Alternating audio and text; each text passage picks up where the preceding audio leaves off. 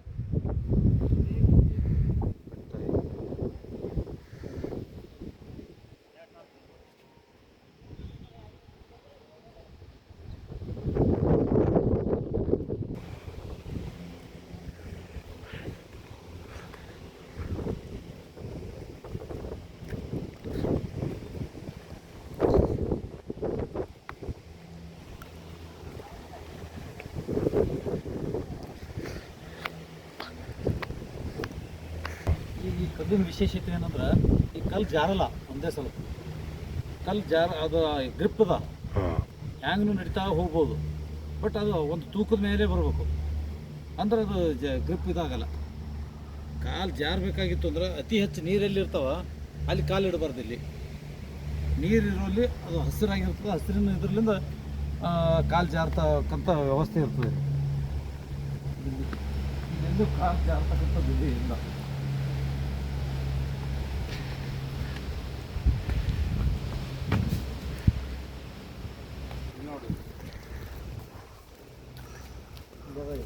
ಕೋಟೆ ಗೋಡೆಯ ಮೇಲೆ ಹತ್ತಿ ಸೆಲ್ಫಿ ತೆಗೆಯಬಾರದು ಅಂತ ಹೇಳ್ದ. ಇದು ಆಲ್ರೆಡಿ ಕೋಟೆ ಅದ, ಇಲ್ಲಿ ಕೋಟೆ ಗೋಡೆ ಮೇಲೆ ಹತ್ತಬಾರ್ದು ಅಂತ ಜನರಿಗೆ. ಯಾಕಂದರೆ ಇಲ್ಲಿ ಸಾಯ್ತಕ್ಕಂಥ ಜನ ಹೆಚ್ಚಿಗಾಗಿತ್ತು. ಆ ಕಾರಣಕ್ಕಾಗಿ ಇಲ್ಲಿ ಇದು ಮೊದಲನೇ ಕೋಟೆ ಗೋಡೆ ಅದು. ಅದಕ್ಕೆ ಮತ್ತೊಂದು ಸ್ವಲ್ಪ ಸೇಫ್ಟಿ ಮಾಡಿದ್ದಾರೆ ಅಷ್ಟೇ. ಈಗ ಹಳೆ ಗೋಡೆನೇ ಅದ ಇಲ್ಲಿ. ಈಗ ನೋಡ್ಬೋದು, ಹಳೆ ಗೋಡೆ ಅದ, ಟಿಪ್ಪುವಿನ ಕಾಲದಾಗ ಕಟ್ಟಿರ್ತಕ್ಕಂಥ ಗೋಡೆ ಇದು.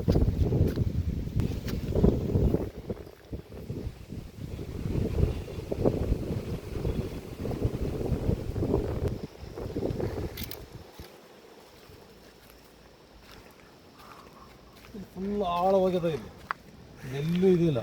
ಇದು suicide point. This is suicide point ಅಂತಾರೆ ಇದಕ್ಕೆ. ಇಲ್ಲಿ ಯಾರನ್ನೂ ಇದು ಕಟ್ಟಿರಲಿಲ್ಲ ಅಂದ್ರೆ, ಈ ಕಬ್ಬಿಣದ ಇದು ಹಾಕಿರಲಿಲ್ಲ ಅಂದ್ರೆ ಈ ಸುಸೈಡ್ ಪಾಯಿಂಟಿಗೆ ಭಾಳ ಜನ ಇಲ್ಲಿ ಬಂದು ನಿಂತು ಸಾಯ್ತಾ ಇದ್ರು ಅವಾಗ. ಆ ಕಾರಣಕ್ಕಾಗಿ ಇದು ಗೋಡೆ ಕಟ್ಟಿರೋದು. ಇದು ಮಾಡ್ರಿ ಕಬ್ಬಿಣದ ರಾಡ್ಗಳಲ್ಲ. ಇದು ಫುಲ್ಲು ಎಲ್ಲ ಕಡೆ ಸುತ್ತ ಕಬ್ಬಿಣದ ಇದು ಮಾಡಿಬಿಟ್ಟಾರೆ. ನಾವು ಅಲ್ಲಿ ಮ್ಯಾಲಿದ್ದೀವಿ, ಅಲ್ಲಿ ತೋರಿಸ್ತೀನಿ. ಅದು ಅಲ್ಲಿ ಮ್ಯಾಲಿದ್ದೀವಿ ನಾವು. ಇಲ್ಲಿ ಕೆಳಗೆ ಬಂದಿದ್ದೀವಿ. ಇನ್ನೂ ಇದ್ರಿಗಿಂತ ಕೆಳಗದ, ಎಷ್ಟೋ ಆಳದ ಕೆಳಗಡೆ.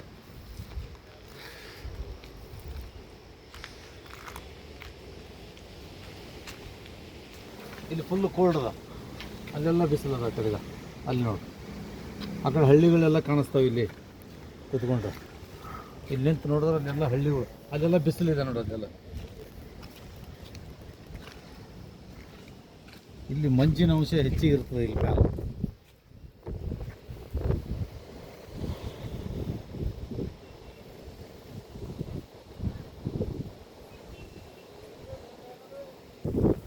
ಫಾರೆಸ್ಟ್ ಅದ.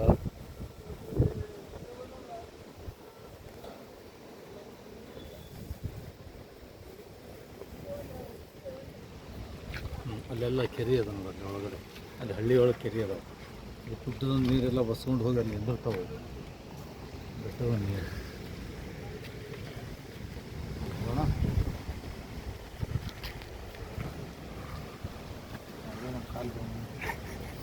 ಅಲ್ಲ. ಇಲ್ಲಿ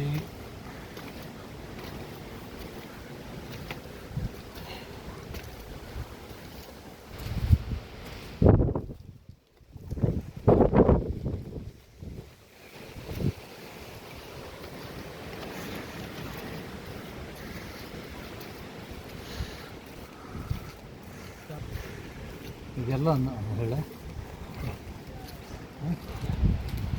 ಎಲ್ಲ ನೋಡಿ ಎಷ್ಟು ಹೊಲಸು ಪದ್ಧತಿ ಇದು ಬರೆಯೋದು.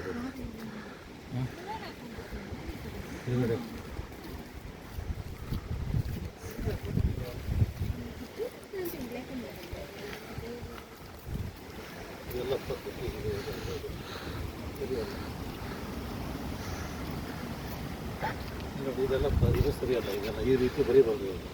ಇದು ಬರೆಯೋದ್ರಿಂದ ಒಂದು ಒಳ್ಳೆಯ ಇದನ್ನು ಪರಿಸರವನ್ನು ಹಾಳು ಮಾಡ್ದಂಗೆ.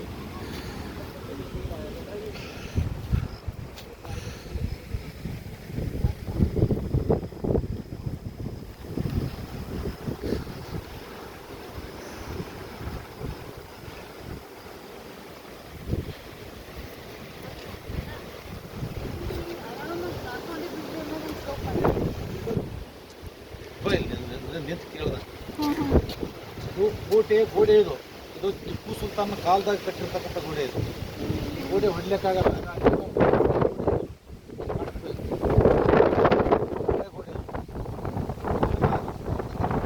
ಈ ಕಡೆ ಎಲ್ಲ ಫುಲ್ ಅದೇ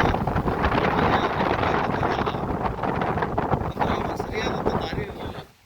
ಯಾರಿಗೂ ಯುದ್ಧ ಮಾಡ್ಲಿಕ್ಕೆ ಬರ್ತಕ್ಕಂಥ ಜನರು ಇದಕ್ಕೆ ಸೈನಿಕರಿಗೆ ಇಲ್ಲಿಂದ ಒಂದೇ ಮ್ಯಾಲೆ ಬರ್ಲಿಕ್ಕೆ ಆಗ್ತಿರ್ಲಿಲ್ಲ. ಆ ಟೈಪ್ ಇಲ್ಲೆಲ್ಲ ಗೋಡೆ ಕಟ್ಟಿಬಿಟ್ರೆ ಇಲ್ಲೆಲ್ಲ ಫುಲ್ ಗೋಡೆ ಅದ. ಇಲ್ಲಿ ಎಲ್ಲ ಈ ಬೇರೆ ಬೇರೆ ಜನ ಬಂದು ಇವೆಲ್ಲ ಕಿತ್ತು ಹಾಕ್ಯಾರ. ಈಗ ಇದರಿಂದ ಕೆಲಸನೂ ಸರಿಯಾಗಿ ಇಟ್ಕೊಳ್ಳೋಕ್ಕಾಗ್ತಾ ಇಲ್ಲ.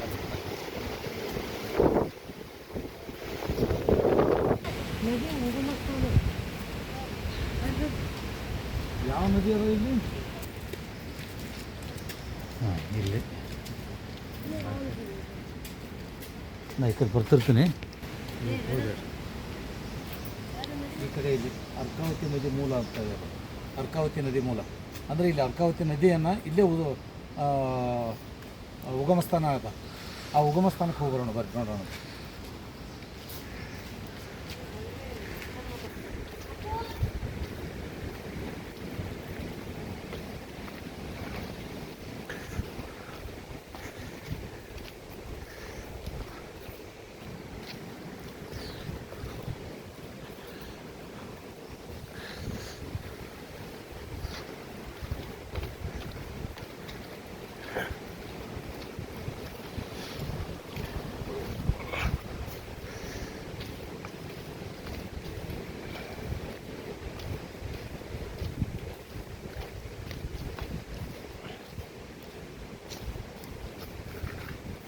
ಇಲ್ಲಿದೆ ನೋಡಿ.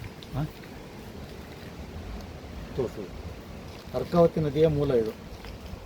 ಅರ್ಕಾವತಿ ನದಿ 3850 ಅಡಿ ಎತ್ತರದಲ್ಲಿರುವ ನಂದಿ ಬೆಟ್ಟದ ಬಾವಿಯಲ್ಲಿ, ಅಲ್ಲೊಂದು ಬಾವಿ ಅದ ಮ್ಯಾಲ. ಆ ಬಾವಿನಿಂದ ಬರ್ತಾವೆ ನೀರೆಲ್ಲ.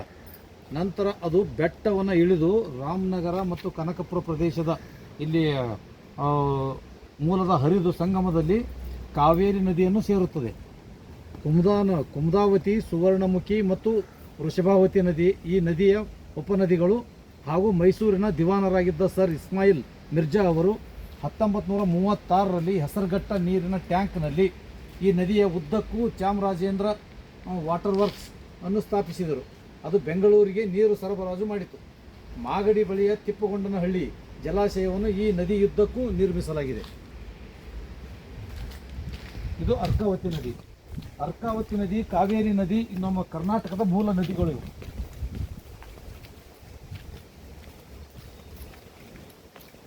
ಇಲ್ಲಿ ಬಾವಿ ಅದ.